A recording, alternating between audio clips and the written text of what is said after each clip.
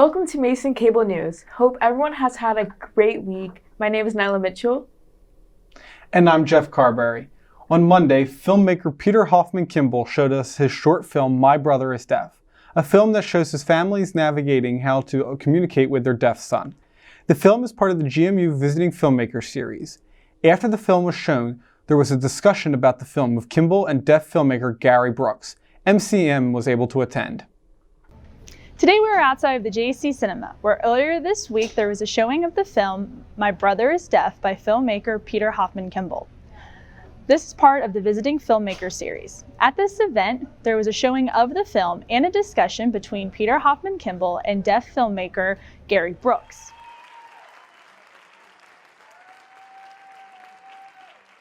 So tonight it's the Visiting Filmmaker series where we're talking about my film, My Brother is Deaf.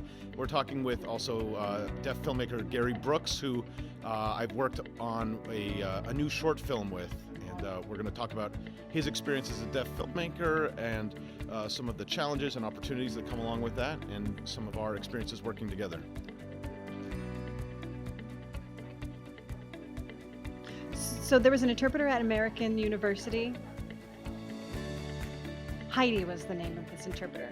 So this person was my interpreter when I was going to American University, and she let me know that Peter was around and he was interested in me, and he was interested in working with me, and I said sure, so we made contact. And so what you did when you were filming, I saw a lot of patience, and most importantly, I thank you so much because you really opened the door for deaf actors and for deaf filmmakers such as myself to really be able to work with hearing individuals. And I think that attitude is what we need, right? That's what we need in general. And not many people are like you and are willing to do that yet. So really it does open doors because we, deaf actors, deaf film producers, we are ready. We're ready to work with mainstream. And so, that's something I want to convey to the audience as well, that this is our voice. We want to get it out there. We're ready to work together. So I thank you so much for empowering us to be able to do that. I think that representation is so important in film and in media. I'm working particularly with a lot of deaf actors and with the deaf community, and that's something, I'm not personally deaf, but my son is deaf, and that's something that's very, very personal to me. And I think one of the most important things is just representation, but also going beyond that to seeing you don't have to always play roles where it's all about being deaf. You don't have to play roles where that's the only thing that matters, or where you're just a token, but the idea that you can be a full person with complicated characters, that's really interesting to me, and I think that that's important to see on screen. And I just also wanted to add to that I have a lot of patience, and I really tried to contact Hollywood to say, look, I've made some movies, I have some people writing scripts, and they don't want to hear it. I don't know who you are, you're nobody, and I'm just begging for a chance. Just give me a chance. And I don't understand why there's so much fear, and I think that's what causes those closed doors to happen. But now is the time. It's happening now. We need to open those doors. And believe me, there are so many deaf people that have beautiful stories to tell, amazing stories to tell.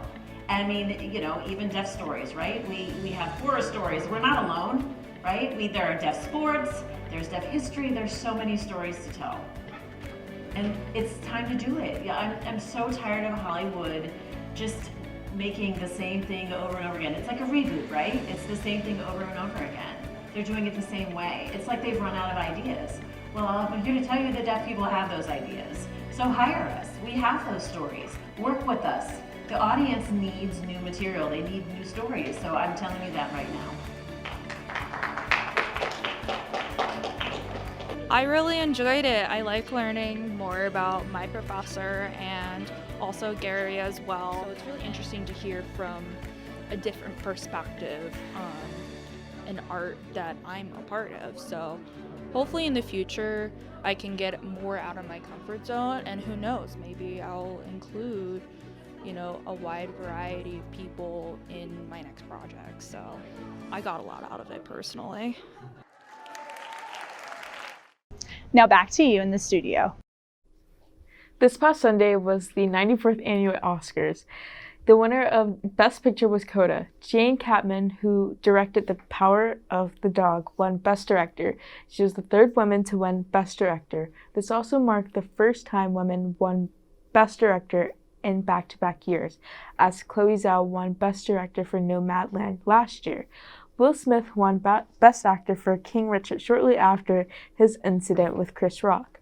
Jessica Chastain won Best Actress for her role in The Eyes of Tammy Faye. Troy Koster won Best Supporting Actor for Coda. He was the first deaf male actor to win in any acting category at the Oscars. His co-star Marlee Matlin is the first actor or actress to win in an acting category when she won Best Actress in the 1986 film Children of a Lesser God. Ariana DeBose won Best Actress for West Side Story, becoming the first openly queer woman of color to win in this category. Best Original Screenplay went to Belfast, while Coda won Best Adapted Screenplay. Dune won the most Oscars with 6 wins. Its wins include Best Cinematography, Best Film Editing, Original Score, Production Design, and Best Sound and Best Visual Effects. Encanto won Best Animated Film. Summer of the Soul won Best Documentary. Drive My Car won Best International Film. Cruella was Best Costume Design. The Eyes of Tammy Faye won Best Makeup and Hairstyling. And the song No Time to Die from the Bond film No Time to Die won Best Original Song. The winner of the Best Live Action Short was The Long Goodbye. Best Animated Short went to Windshield Wiper, and the Best Documentary Short went to The Queen of Basketball. One event many of you heard about at the Oscars was Will Smith slapping Chris Rock on stage. Our correspondent Julian Lee asked Mason students their thoughts of the incident. Oh hey, I didn't see you there. Hello and welcome back to the Mason Cable News Network. Now, I'm sure we all saw some interesting things over the weekend or whenever you're watching this. But something that seems that will go down in history and be infamous is Chris Rock versus Will Smith. If you didn't see it at the Oscars, Chris Rock was doing stand-up and getting ready to present an award. However, he made a joke about Will Smith's wife, Jada Pinkett Smith, which she didn't like, causing Will not to like it, get angry, get up, and then walk up to Chris on stage, smack him, and then walk down and sit down, and then say the phrase, "Keep my wife's name out your effing mouth." And it has blown up everywhere. I mean, how could it not? But everybody seems a little divided on the issue. So MCN sent me out here to ask everybody's opinions. So let's get it. Okay, so what do you think about the whole Will Smith, Chris Rock situation? It was hilarious. Okay. I didn't know the Oscars were happening. Mm-hmm. I don't blame him. Okay. He should be held accountable, but I don't blame him. It was kind of shocking. Right. Yeah, it was unexpected, so don't wish that it happened, but it did, so. Right. I mean, I didn't watch it live, but I saw the raw video. I thought it was pretty funny. So, what do you think about the whole Will Smith, Chris Rock situation? I'm gonna be honest, I thought it was, at first, because I was scrolling through TikTok and I saw TikTok about it, and then I straight went to Twitter to read up on it, and I thought in the moment that was really funny. So why do you think that people around our age, because most people saw it on Twitter or Instagram, why do you think that people our age aren't really watching the Oscars? I mean, do you want to get into the controversies? What do you think about the sitch? We'll wait. I guess he didn't want to comment. I guess he didn't want to comment. He's a little shy. Are you okay with being on camera? We'll never know. Now, do you think I should make the comparison? Whose side are you on? Team Bel Air or Team Madagascar? Or whose side are you on? Team Shark Tale v Madagascar? Because now that's come up. I don't really think I can pick sides. Like I said, both of them kind of handled the situation poorly.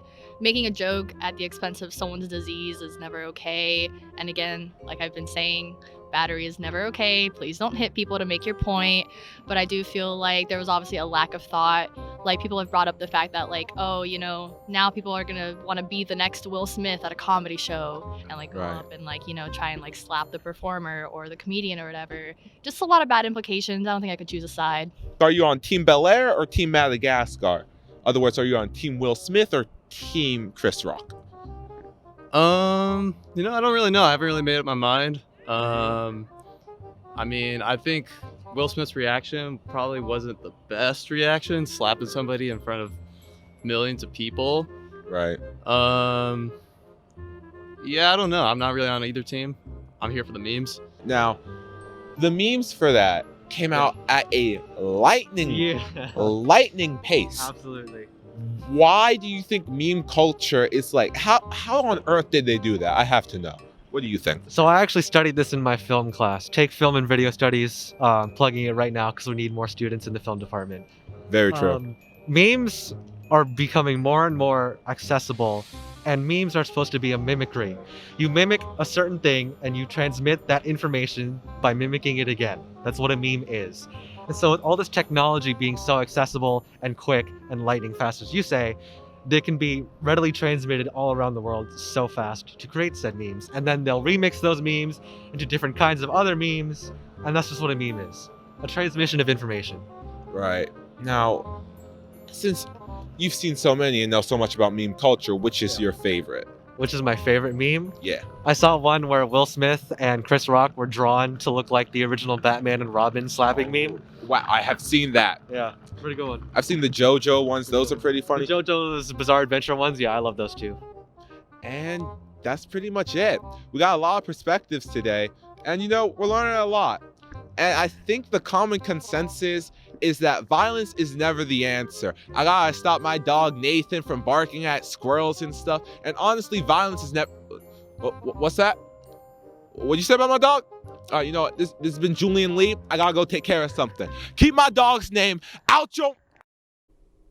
Join Mason Recreation for their financial well-being series, Rec Economics. Mason Rec aims to educate and engage patriots about smart spending at this session. You will learn about the budgeting basics, develop an understanding of your paycheck, and walk away with plenty of tips on how to save and spend wisely. Food will be provided. The event takes place on Friday, April 1st at noon in the Overlook in the Rack. Sign up on Mason 360. Mason's School of Theater presents Everybody. This modern riff on the 15th century morality play Every Man follows everybody as they journey through life's greatest mystery, the meaning of living. However, the production includes themes of death, racism, emotional trauma, and strong language.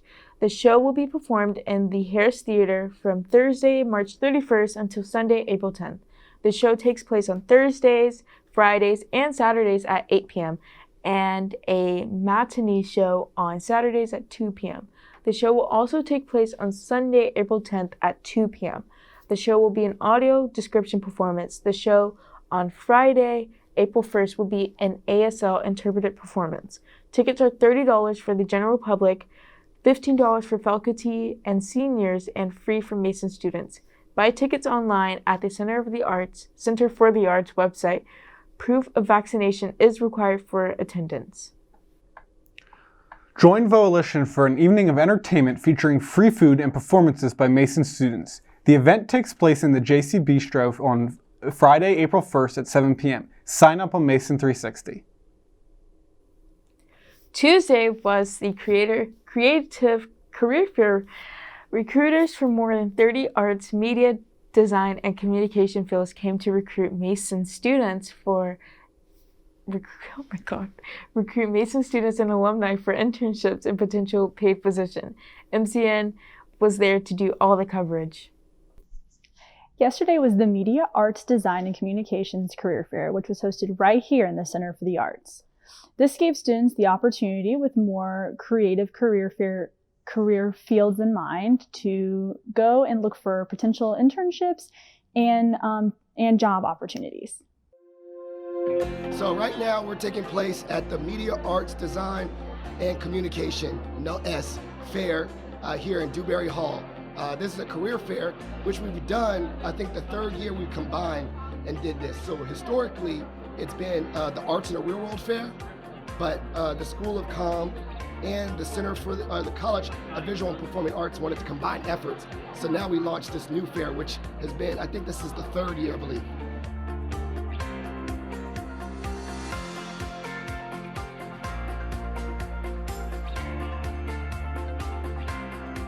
We have about 37, close to 40 employers today, and we have over 250 students registered. So hopefully all those registered students come today.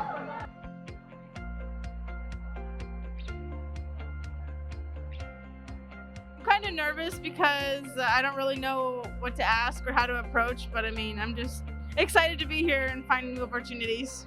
I'm very excited to be able to see, the different employers, see what they have to offer. So yeah, I'm really looking forward to it.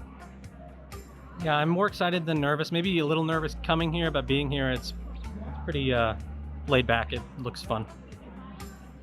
I'm a little bit nervous actually, just because, after being like an epidemic for so long, meeting actual real employers is a little bit more nerve-wracking, just because I want to make a really good impression for potential employers to get my word and like my work out there. It's so funny because I remember being here, having my elevator pitch and trying to get an internship, not really knowing what I wanted to do, and now being in a position where I'm able to help and like kind of provide an opportunity for somebody else. It's a great feeling. It feels great. I'm just grateful.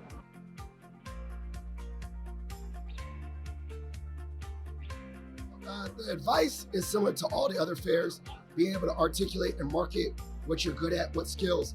But I think particularly what makes this one different is that if you're in the media arts design, be able to articulate and give tangible evidence of your skills. So like if you're a videographer, say, hey, I'm really good at video production. I would love to follow up with you. And I actually have some clips, some video clips. Or if you're a writer, hey, I love to write, but I actually have some articles that I publish for Fourth Estate or done things such as right now with Mason Cable Network. So if you're in this fair, be able to articulate your skills, but also be able to bring up concrete examples of how you're using those skills here on the campus. So even if you are nervous, just don't be afraid to get out there and make opportunities for yourself, because you never know what you might find or what connections you might make.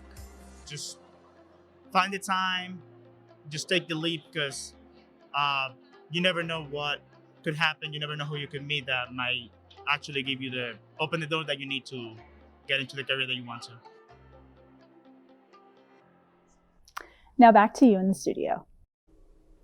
Student Success Coaching is hosting a Success Fest on Wednesday, April 6th from 11 a.m. to 2 p.m. in Sub 1 Quad. This event is a great way to connect with your success coach and campus resources to support your success here at Mason. Food, giveaways, and music will be provided. Sign up on Mason 360. Joaquin Jimenez will now give you the weekly weather report and give you an insight on what to expect this coming week. Hope you guys are having a good day. After a chilly morning and a chilly few days, we warmed up into the low 60s this afternoon, typical for the end of March. It was mostly cloudy in the morning with some sun peeking out later in the day. Tomorrow will be mild with some scattered thunderstorms. There is potential for severe storms. The high will be 73 degrees tomorrow. Friday will be partly cloudy and breezy and cooler with a high of 57 degrees.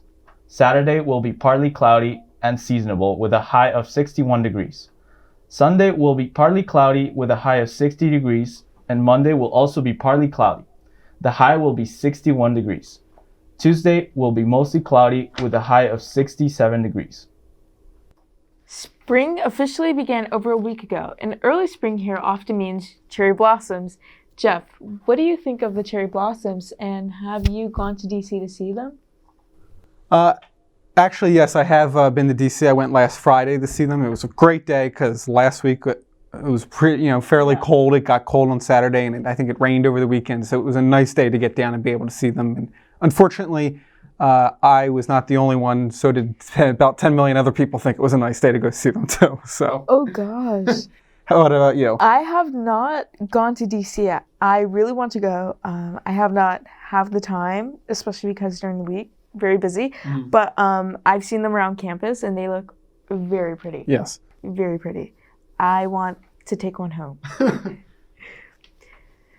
Thank you for tuning in, Patriots. You can keep up to date with the news on and off campus if you follow us on Instagram at MCN on TV. and Twitter on Twitter and Facebook at Mason Cable Network, and subscribe to our YouTube channel. I'm Nylah Mitchell. And I'm Jeff Carberry. Have a great week, Patriots.